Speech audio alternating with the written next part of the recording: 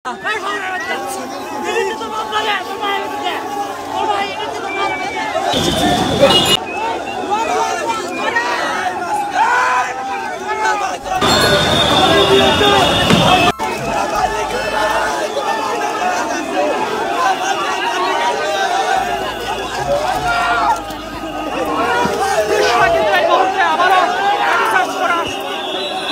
আমরা দেখতে পাচ্ছি লাঠি চার্জ করছে এবং আপনারা যদি লক্ষ্য করেন তাহলে দেখতে পাচ্ছেন একজন কিন্তু একেবারে পুরো বেহুশ হয়ে গিয়েছে। সবাই কিন্তু শুয়ে পড়ছে। মারুক কাটুক তাদের বক্তব্য, মারুক কাটুক যাই হোক এখানে শুয়ে থাকবে এমনটা কিন্তু তারা বলছে।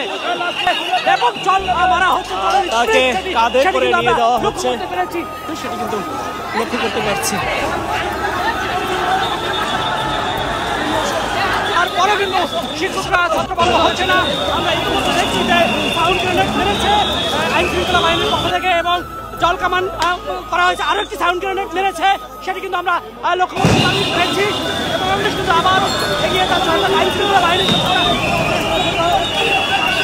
আমরা দেখছি যে নারী শিক্ষকরা কিন্তু হাত জোর করছে,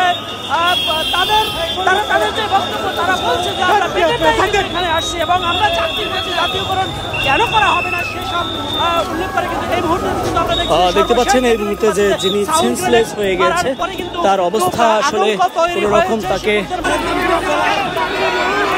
পুলিশ সদস্য সহ শাহবাগের শিক্ষকরা মিলে কিন্তু তাকে মেডিকেলে নেওয়ার জন্য চেষ্টা করছে, কিন্তু তারা করেছে ছত্রভঙ্গ ভাঙার জন্য যে পদক্ষেপ নেওয়া সেটি কিন্তু করেছে। বেশ কয়েকবার জল কামান সহ কয়েকটি কিন্তু ছত্রভঙ্গ করেছে। তবে বেশ অবস্থায় বেশ কয়েকজন শিক্ষকরা মিলে কিন্তু অসংখ্য হাসপাতালে নেওয়ার জন্য চেষ্টা করছে, সেটি কিন্তু আপনারা লক্ষ্য করতে পারছেন এই মুহূর্তে। এবং শাহবাগের এখানে অবস্থা আসছে এবং অর্থাৎ বিভিন্ন জেলা উপজেলা থেকে যে শিক্ষকরা মাদ্রাসার শিক্ষকরা তারা কয়েকদিন ধরে প্রেস ক্লাবের সামনে অবস্থান নিয়েছিল এবং এক পর্যায়ে কিন্তু আজ তারা এবং সেই মুহূর্তে কিন্তু আমরা দেখছি যে শাহবাগে বেশ পুলিশ সদস্যরা কিন্তু আটকিয়ে দিয়েছিল এবং তাদের আটকানো বাধা উপেক্ষা করে কিন্তু যাওয়ার চেষ্টা করছিলেন এবং পরবর্তীতে জল কামান মেরেছে, সাউন্ড গ্রেনেড মেরেছে।